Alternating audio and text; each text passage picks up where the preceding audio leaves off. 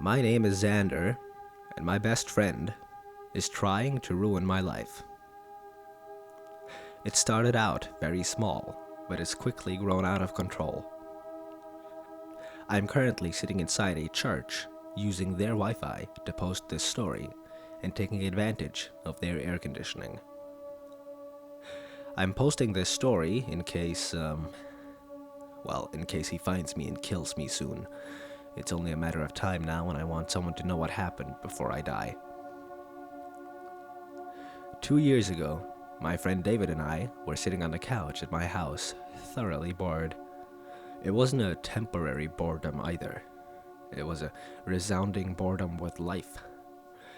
We both worked full-time at the local movie theater, making minimum wage and cleaning up after idiots who couldn't keep popcorn and soda in their mouths.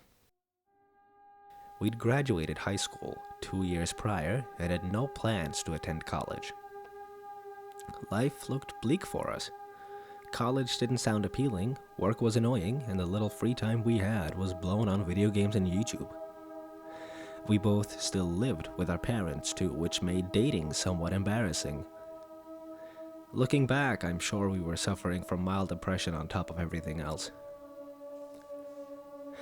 These life circumstances blended together to create the perfect storm for what I now have to call my reality. As we sat on the couch at my parents' house, channel surfing the TV, David asked me if I was bored with life. I responded in the positive and he sighed. High school was so easy because we knew our purpose and our goals were set for us. Outline the English essay, finish the math homework, get decent grades, pass the driving exam, be home by curfew, find a girlfriend. And now that we're out of high school, there's no structure. Our lives have become meaningless and we're just floating through space with no aim or purpose. Would you go back to high school then? I asked. He shook his head. In the moment, high school was annoying. It's only after looking back that I see how much better it was than I realized.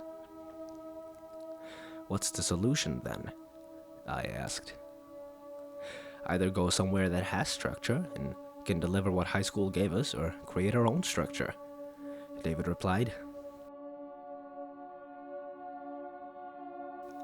Well, I don't want to go to college or the military, I said, and I can't think of anywhere else that provides the same structure.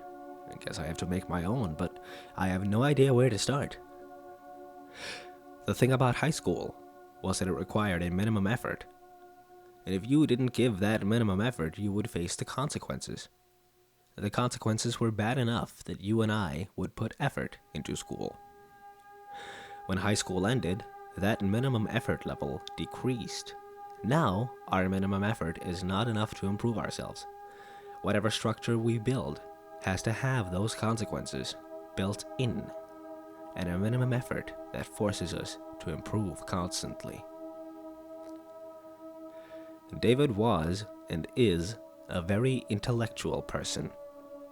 He thinks about everything, if you can't already tell. I was pretty dumb compared to him, but I stuck around because he always had interesting things to say. This conversation definitely counted as interesting. I won't bore you with the entire conversation that we had, but it lasted an hour where we discussed how to build structure into our lives. I want to emphasize here that boredom is dangerous. Well, it's not dangerous by itself, but it can quickly lead to dangerous things. Boredom can lead to pain, accidental children, technology that disrupts a monopoly, and even death. Our boredom led to a dare. I dare you to try and ruin my life, David said. What does that mean? I asked. It's a way to build structure into my life. If I know that you're always trying to ruin my life and actively trying to make me fail, then I'm driven to fight back and act on initiative. But how could I ruin your life? I asked. You could ruin anyone's life if you gave it enough thought, planning, and action, David said with a smirk. I'm not going to give you any ideas. I just want you to try and ruin my life. I remember sitting back and thinking about what he meant. The first thoughts that came to mind were about tripping him occasionally or hiding his toothbrush every time I went to his house. My young mind didn't fully understand how serious David was being. His mind was running 3 tracks above mine, so I didn't know what I was getting into when I said, "Okay, I'll try to ruin your life. But I dare you to try and ruin mine as well." He smiled with a newfound enthusiasm, and I smiled back. I had hoped that it would be a great way to relieve my boredom with life. David stood up and punched me in the leg as hard as he could. I shouted at him, mostly out of surprise. He just laughed. "The dare starts now," he said, grabbing his shoes. "We are no longer friends. We are nemesis." He opened my front door and looked over his shoulder. "Good luck," he said. "I hope you'll work half as hard as I will." Once he left, I just sat there, rubbing my sore thigh. Okay, I thought. If he wants a war, he'll get a war.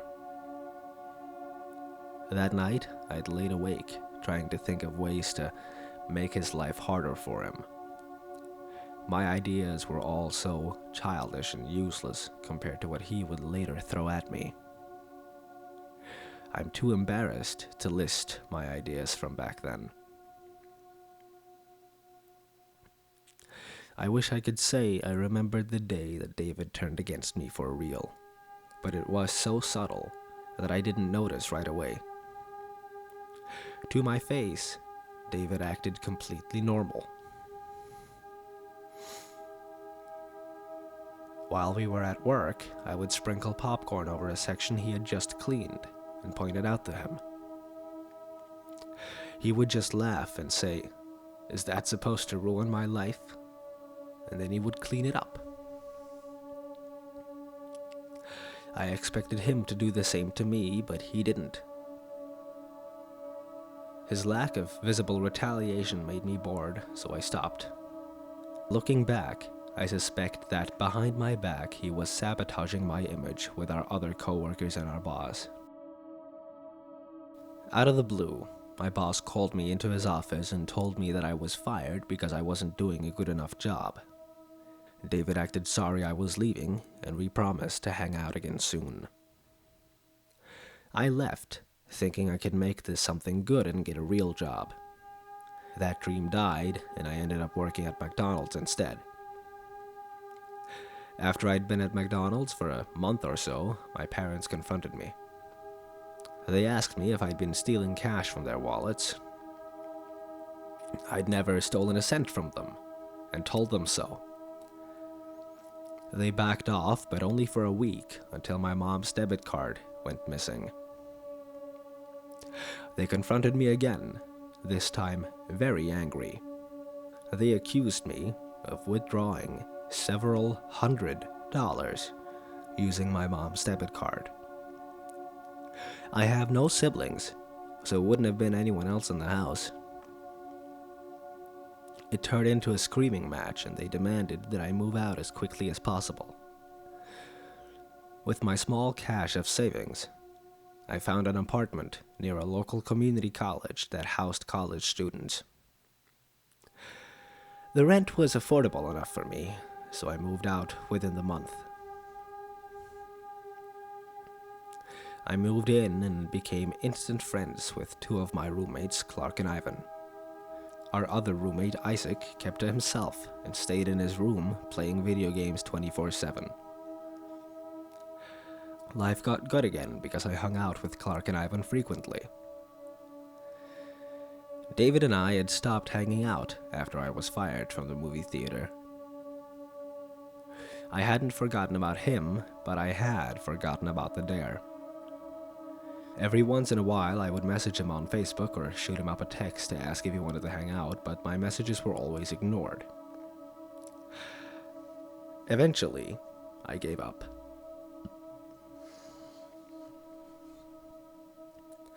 Within 6 months, I had a great life going. I was dating a girl named Katie. I'd been promoted to crew trainer at McDonald's, which paid better, and my bank account was slowly growing. I only recognized this as David's doing when I look back, but an obscene amount of junk mail showed up with my name on it every single day. Magazines, credit card offers, vacation ads, and even physical letters from real people who claimed to be excited to be my new pen pal. I sorted through them every day, trying to find some pattern. Clark and Ivan thought it was hilarious. When I came home late from work, they would sometimes toss the junk mail in the air like confetti as I walked through the door, cheering that the Mail King was home. One day, I remember feeling sick of getting all this junk mail and deciding to sit down, call every subscription to cancel. I recruited Clark and Ivan to help me, and we sat down with snacks one afternoon and started to crank through phone calls. In a few days, the tide of junk mail subsided, and we celebrated our efforts. That only lasted a week. The next week, it started coming back in full force. There was twice as much as before, and even some pornographic magazines in the mix. Not only did my physical junk mail increase, but my email became unnavigable through all the new spam messages. Google moved a lot of it to the spam filter, but there were still hundreds of emails that made it through. My email had been subscribed to websites I'd never even heard of. Clark and Ivan were blown away by the new tide of junk mail. The event was dubbed Return of the Junk, and became a great icebreaker for Clark and Ivan to introduce me to other people at parties. One day I was browsing Facebook's People You May Know section when I came across someone's profile that had my picture, but a different name. The account was open for anyone to view and had a lot of porn posts, status updates full of swearing and praises to Hitler. I frowned when I clicked on their pictures. Most of the pictures were the same ones from my Facebook account, but there were some pictures of me that weren't even on my account or anywhere else online. Keep in mind, I didn't remember my dare to David, so I was pretty creeped out. I hit the report button and let Facebook know that the account was a fake and went on my way. I think 3 months or so later is when more stuff started to happen. Katie and I are getting very serious and discussing moving in together. The junk mail still rolls in and I've started to just throw it away. Ivan has moved out to go to an actual university, so a new roommate, Jackson, has moved in. Clark and I attempted to befriend Jackson, but he's similar to Isaac and locked himself in his room most of the time. A new game became available for pre-order, so I submitted my email to reserve a copy. When I tried to log into my email to make sure the reserve code was there, I couldn't log in. I hit forgot password, and it asked if I wanted to use my phone number to reset the password. I pressed yes and waited for my phone to light up. It never did. I pressed the button 3 more times, but no text ever came. I tried old passwords I used to use, but none of them worked. I frowned, but eventually just walked away from my computer. I'd try again a different day. I sat down on the couch and pulled up Facebook on my phone. A pop-up appeared. "You've been signed out," it said. Then it jumped to the login screen. I thought I'd hit the log out button on accident, so I just typed in my email and password. It didn't work. I tried again, but it still told me the password was incorrect. My phone buzzed in my hand. Katie was calling me. I answered it and immediately became concerned. She was sobbing. "Katie?" I said. "You coward," she spat. "You don't get to just Facebook me that shit. No, you have to talk to me and tell me with your voice." "Katie, what are you talking about?" I asked. "Don't play stupid, asshole. Say it." "Say what?" "You Facebook me and say we're through, but when I call, you deny everything? What the hell are you trying to pull, Xander?" Katie hissed. "Katie, my Facebook got hacked. I was literally just trying to log in when you called. Are you at home?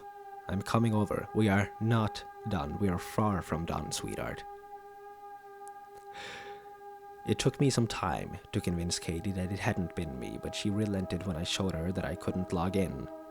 I googled how to get my Facebook account back and contacted their help center. Thankfully, they were able to get me back into my account. Lots of links to porn sites had been posted all over my page by whoever jacked my account, so I spent time deleting all of those.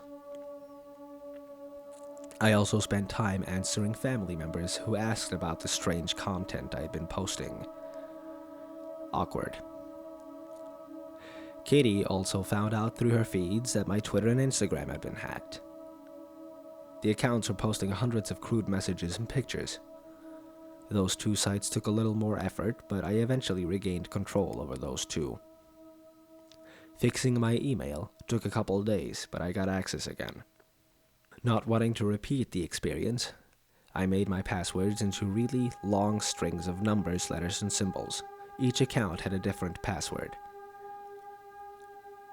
For anyone who has done this, you know how impossible it would be to memorize your passwords. I wrote them down on a sheet of paper and put it in my dresser drawer. I didn't intend to get hacked again.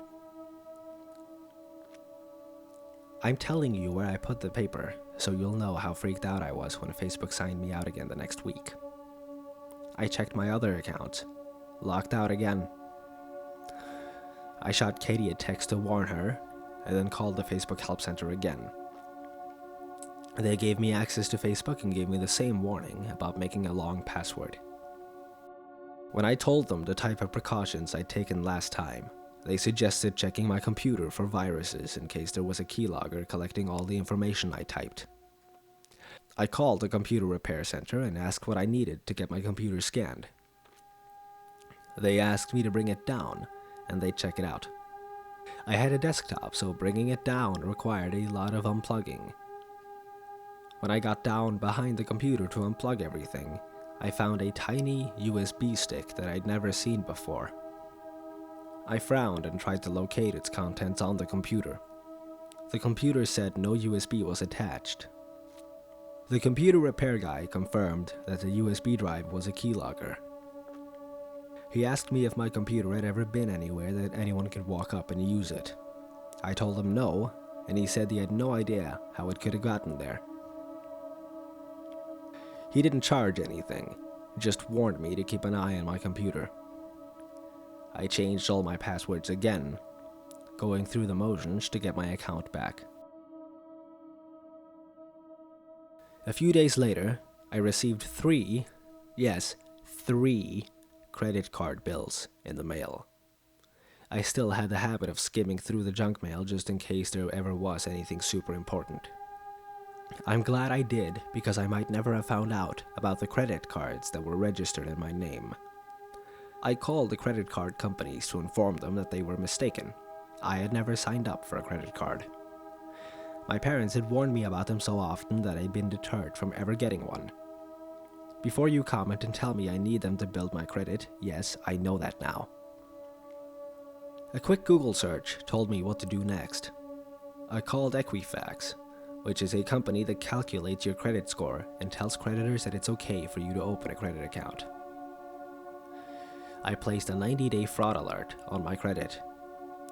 They said they would call me if anyone tried to open a credit account in my name. The dude at Equifax was kind enough to tell me what I needed to do next. He asked me to go online and view my credit report. If I saw any accounts I didn't recognize, I was to write them down and fill out a complaint to the FTC explaining the situation. Once I had that submitted, I was to file a copy of it with the police and create a police report. Then I had to take those 2 reports and call each of the credit companies that had issued credit to my identity and start a dispute process. I instantly felt very discouraged at the amount of effort this would require. It felt utterly insane to be required to follow all these steps just because I was the victim of identity theft. God damn. Clark was horrified at what had happened and looked at his credit score. He was relieved when it came back clean.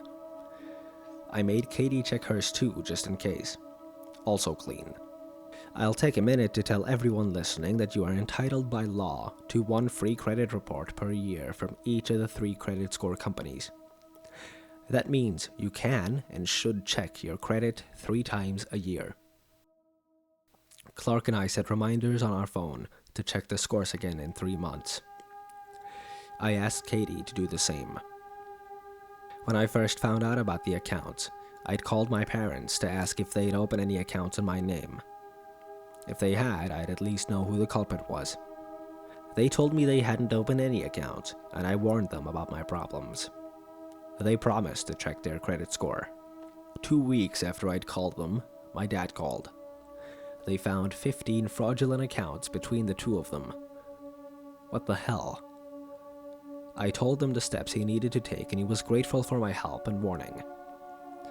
I know this is boring to listen to, but I want you to realize how insanely painful it was to fix all this shit. Seriously, watch your credit reports and nip identity theft in the bud before it happens to you.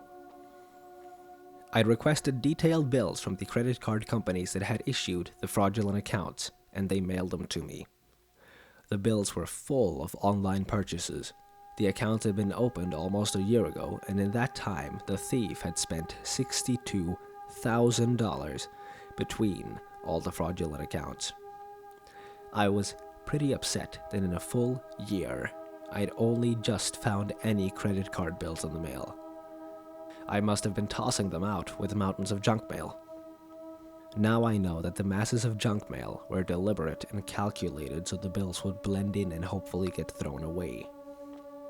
The first few transactions were from stores like Target, Walmart, etc., but the further down I went, the less I recognized. One word stuck out to me: Bitcoin. I had learned a little about it from my Facebook feed, as I had some friends from high school who touted it as the next real currency. According to the credit card statements, several $1,000s had been exchanged into Bitcoin. I started really researching Bitcoin and trying to figure out what it was and why an identity thief would want it. To make the explanation short, Bitcoin allowed my thief to make completely anonymous purchases online. It was as if he'd gone to an ATM and drained all the credit cards into cash. I didn't foresee the credit card companies ever getting their money back. David now had a hell of a lot of cash he could use to ruin my life. I didn't know it was him at the time, obviously, but now I do. Guys, identity theft is a serious crime and it's very damaging to everyone in the economy. And while the theft had been bad, my life was about to get a whole lot worse. And that's all I have time to record for now. I have to go and get some serious shit taken care of. I'll record again as soon as I can. My name is Xander, and my best friend is trying to ruin my life.